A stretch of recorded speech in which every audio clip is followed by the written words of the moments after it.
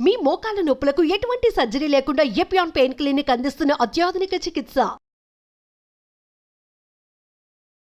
అంటే for example మీరు months baby అన్నారు. మంత్స్ బేబీలో ప్యూబర్టీ సిమ్టమ్స్ అసలు అటువైపు బ్రెస్ట్ డెవలప్మెంట్ స్టార్ట్ అయిపోతుంది ఫస్ట్. దాని తర్వాత బట్ పుట్టిన వెంటనే కొంతమంది శిశువుల్లో బ్లీడింగ్ చూస్తాం మనము. అది ఏంటంటే మదర్స్ హార్మోన్స్ ఏవైతే ప్రెగ్నెన్సీలో ఉంటాయో అవి విత్డ్రావల్ కావటం, దాన్ని మనం ఎక్కువ ఇంపార్టెన్స్ ఇవ్వాలి. దాన్ని పీరియడ్స్ అని అనం. పుట్టిన బేబీలో కొంచెం బ్లీడింగ్ అయితే తల్లిదండ్రులు వరి అవ్వద్దమ్మా, ఇది మీ హార్మోన్స్ బేబీకి వెళ్ళి వచ్చింది, సో డోంట్ వరీ అంటాం. ఈస్ట్రోజన్ లెవెల్స్ ఎక్కువ ఉండి సడన్గా తగ్గిపోవడం వల్ల వస్తాయి. అది కాకుండా తర్వాత యాజ్ ద బేబీ గ్రోస్ మనం చేసే తప్పు ఏంటి అంటే, మనం శుద్ధమైన పాలు ఇస్తున్నాము అనుకుని మనకి ఎన్నిసార్లు ఫస్ట్ రీజన్ ఎన్నిసార్లు అడుగుతాను నేను, ఏంటమ్మా మీరు చేసే పనులన్నీ నాకు చెప్పండి అంటే, చాలా శుద్ధమైన పాలు ఇస్తున్నామండి, ఆ గేదె మా ఇంటి ముందుకు వచ్చి మా ముందు పితికిస్తాడండి అని. కరెక్టే, కానీ వాళ్ళ ఇంటిలో వాళ్ళు ఆ గేదెకి ఏమి ఇస్తున్నారో మీకు ఏమన్నా తెలుసా? తెలీదు. సో ఏ బిజినెస్ మ్యాన్కైనా amount of milk should be more. అది న్యాచురల్, వాళ్ళకి డబ్బులు ఎక్కువ కావాలంటే. సో అమౌంట్ ఆఫ్ మిల్క్ ఎక్కువ అవ్వడానికి వాళ్ళు ఏం చేస్తారు, ఆక్సిటోసిన్ ఇంజెక్షన్స్ ఇస్తారు, సో ఇంజెక్షన్ ఎక్కువ ఉంటుంది, ఆర్ స్టెరాయిడ్స్ ఇస్తారు, or anything which will increase anabolism, అట్లాంటివన్నీ. సో దాంతో ఏమవుతుందంటే వీళ్ళు ఇప్పుడు మన ఇంట్లో వచ్చి ఎంత ఉడకబెట్టినా అవి పాస్చరైజ్ అయినట్టు కాదు. అదే so safest milk is the pasteurised milk which government will give us. అది మనం అపోహల్లోకి పోయి మేము organic, I really don't know how organic anything is, because we're trust factor అక్కడ. ఇది చాలా షాకింగ్ ఫ్యాక్ట్, ఎందుకంటే ఆర్గానిక్ అనుకుని మనం తెచ్చుకుంటున్న దానిలో ఎంత ఆర్గానిక్ వి డోంట్ నో. అది నేను అనేది, మనం ఎవరిని ఒక అనటం కాదు, but how we're trusting them, but is it that? So ఏ మిల్క్ తీసుకున్నా ఈజ్ ఇట్ పాస్చరైజ్డ్ అని చూడాలి. అది పాస్చరైజ్ చేసినప్పుడు ఎనీథింగ్ పొల్యూషన్స్ అవన్నీ మనకి అవి తగ్గుతాయి అన్నమాట, అవన్నీ విరిగిపోతాయి. సో ఆ పాలు ఇస్తున్నందువల్ల దెన్ ఇది అబ్బాయిల్లో I have seen 10-year-old boy getting breast. So gynaecomastia same thing కదా, ఈస్ట్రోజన్ అంతా ఎక్కువ అయ్యి వస్తుంది. So again that boy was going through lot of embarrassment, mental harassment by the peers and everything, and he was going into shell. The parents got him to me. So వాళ్ళని నన్ను నా దగ్గరికి తీసుకొచ్చారనమాట. తీసుకొస్తే నేను అడిగాను ఏంటి అమ్మా అంటే, సేమ్ స్టోరీ ఎవ్రీవేర్, పాలు ఎక్కడి నుంచి, పాలు ఇక్కడి నుంచి. సో ఇట్లా ఉట్టి పాలనే అనట్లేదు, there is another thing which can happen. The type of chicken we eat, అంటే ఏ చికెన్ తింటున్నాం మనం. ఇందాక నేను అన్నట్టుగానే ఒక చికెన్ బరువుని బట్టి వాళ్ళకి వచ్చే డబ్బులు ఉంటాయి.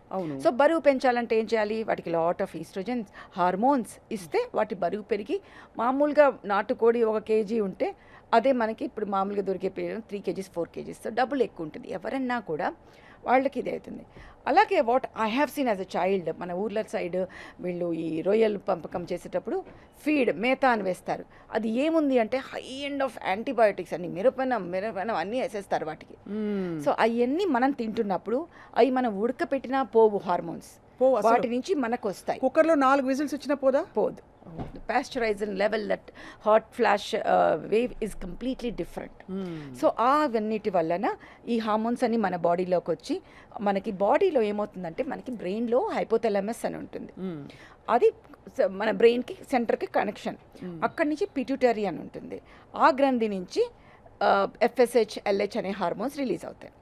అవి ఏం చేస్తాయి, వెళ్ళి ఓవరీస్ అమ్మాయిల్లో, అబ్బాయిల్లో టెస్టిస్, వీటి మీద యాక్ట్ చేసి స్టిమ్యులేట్ చేస్తాయి. అక్కడి నుంచి హార్మోన్స్ రిలీజ్ అవుతాయి, oestrogen, progesterone are testosterone.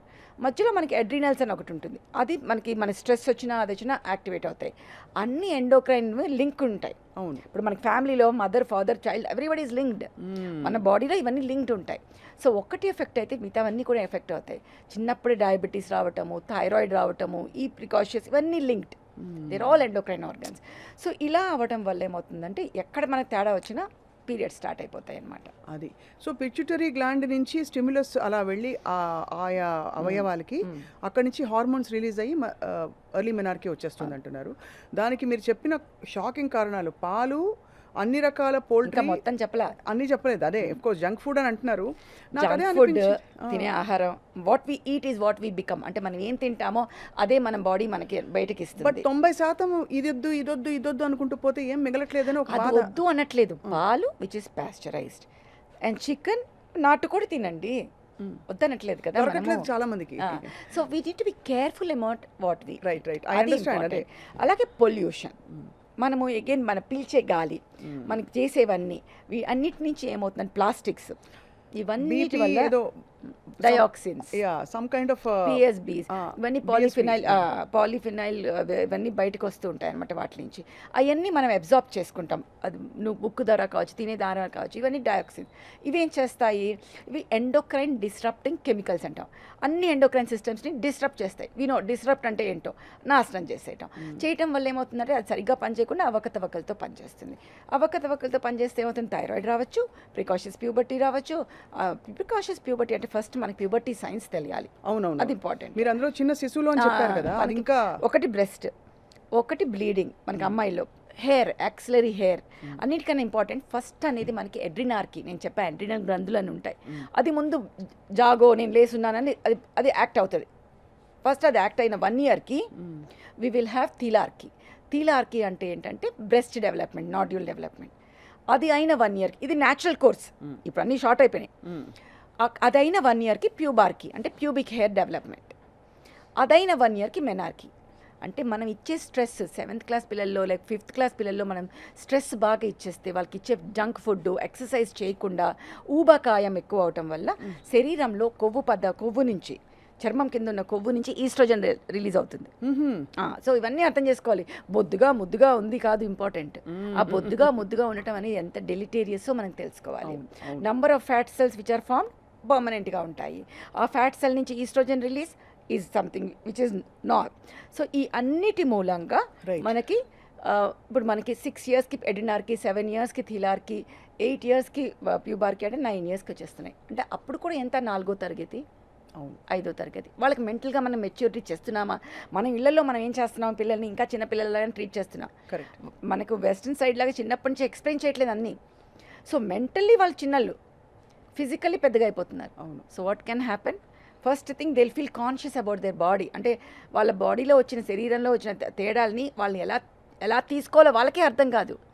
So they start టైట్గా బ్రెస్ట్ని చేసేయటము, అండ్ ఫ్రెండ్స్కి కనపడకుండా ఉండాలని చూడటము, వాళ్ళు ఏడ్పిస్తారని ఆత్మన్యూనత భావంతో ఉండటము, బ్యాక్ బెంచర్స్, వాటి మీద కాన్సన్ట్రేట్ అవ్వటం వల్ల చదువులో వెనక్కి పడిపోతారు. అవును. అండ్ ఫిజికల్గా పెరగటము, మెంటల్గా తక్కువ ఉండటం వల్ల చైల్డ్ అబ్యూస్కి చాలా ఆస్కారం ఉంటుంది. అది ఇది ఒక అసలు అన్ఎక్స్పెక్టెడ్, ఒక చాలా దారుణమైన సైడ్ ఎఫెక్ట్. అది ఇంట్లో వాళ్ళు కావచ్చు. మోస్ట్ ఆఫ్ ద టైం మనకు తెలుసు పిల్లల మీద అబ్యూస్ తెలిసిన వాళ్ళే చేస్తారు, ఇంట్లో వాళ్ళే చేస్తారు. ఎందుకంటే వాళ్ళలో ఆ గ్రోత్ కనిపిస్తుంది, మెంటలీ వాళ్ళకి తెలిసి ఉండదు, ఎదుగుండరు.